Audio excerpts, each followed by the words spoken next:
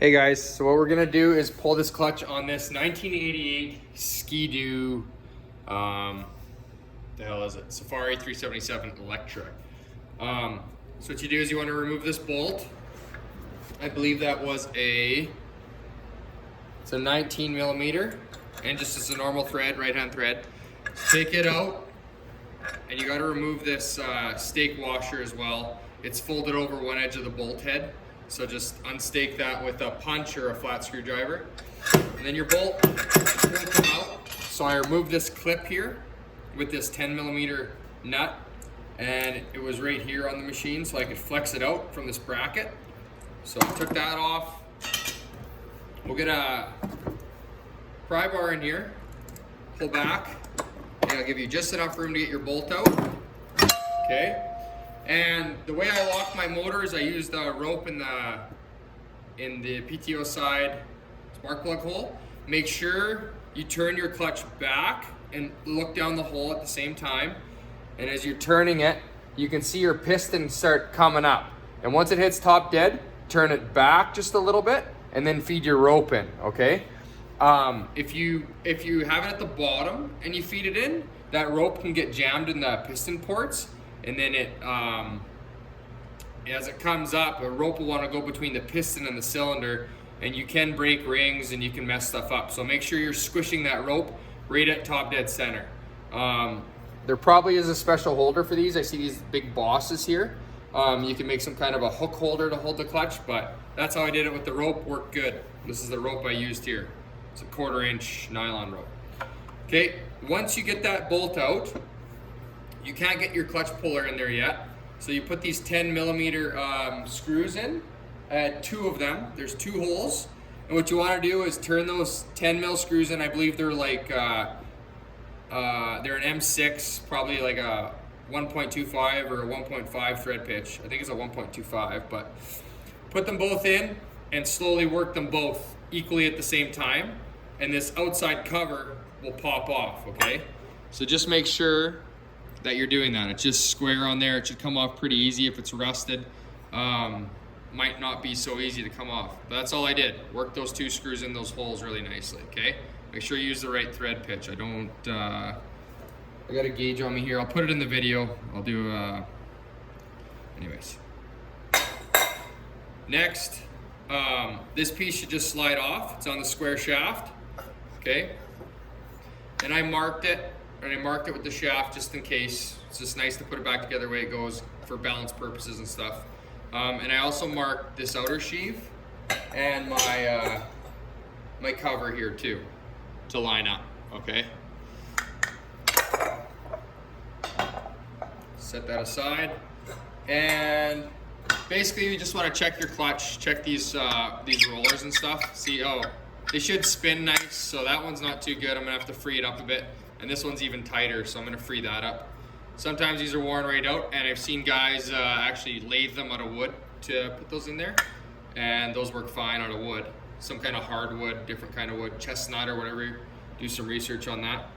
Other than that, make sure your spring's not broken in there, and you can clean this up with a really fine, maybe like a Scotch Brite pad or some kind of very fine sandpaper. I have these like flapper discs I use for gaskets, and they're really light abrasive, just to kind of clean the glaze off. Next, I held this square shaft here with a crescent wrench, okay? And then I'm not gonna adjust that crescent wrench for you here. And then I have a homemade clutch puller tool. So basically that's what it is. And this bolt is a M15 or an M16 by 2. And this is just a 7/16 bolt.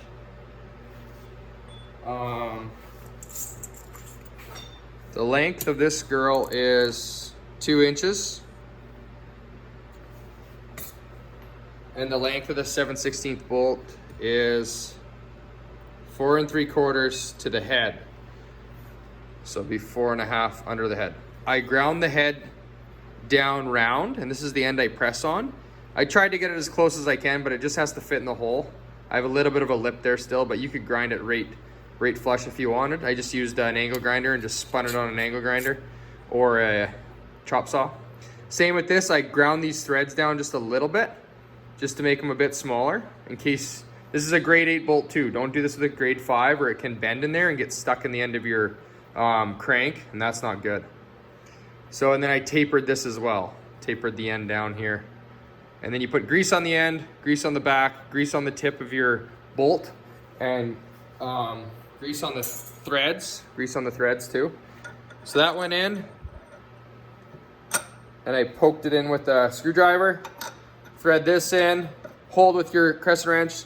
Tighten it up with your wrench. This is a 24 millimeter. And as I'm holding it, I just kept pulling it and it came off very easy. It wasn't too bad, but then again, you know how the videos go sometimes. So you'll see it start moving out too. And then that comes off the shaft. Pull your piece out. And same thing, I cleaned that half of the sheave up with some of that flapper disc. And what was going on with my machine is I had blown seal. So there was the some of the belt in there and it chewed the seal right up. There's not even a seal left in there. So I have to change that. Hopefully I can get it in from the outside. Sometimes there's a lip in there and a lip on the seal that you have to pull the crankcases apart, but I might just tap it in and put a little bit of a crankcase gasket sealer, that gray stuff on there to change that. But and how I knew that that seal was gone is I pulled the spark plug. Pulled the spark plug on the PTO side and the machine would idle on the mag side. So when I switched, pulled the plug on this side, spark plug, and put the spark plug in here and let it try to run on the PTO side, it wouldn't idle. But if I put some fuel down the hole and fired it up, it would idle. It would idle kind of rough, and then I could rev it up and it would run. Amazingly, I don't know how. That seal is right gone. There must be an inner seal or something, or just, I don't know how it ran. But as soon as I let off the throttle, it would die.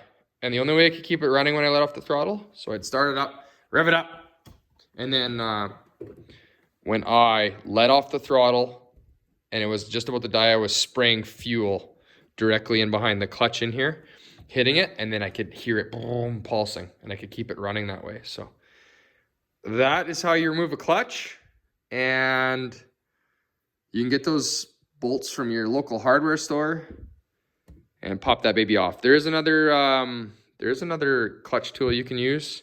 That's I think it was like a 725, whatever, 404 or something like that, aftermarket puller, but it was the wrong thread for the machine that the book was telling me. So that's a Citation puller that I use. There's a couple different ones, but just make sure your threads are right. Every time I pull a clutch, I kind of look in there, look at the threads, kind of see, make sure they match. This one had a big coarse thread and my puller had fine threads. So right away, you know not to put it in there. It was gonna go, it was starting to turn a couple, but it got tight right away. And I went, wait a sec, backed it out, checked the threads. Okay, yeah, it's a heavy coarse thread bitch. So yeah, that's how you pull a clutch.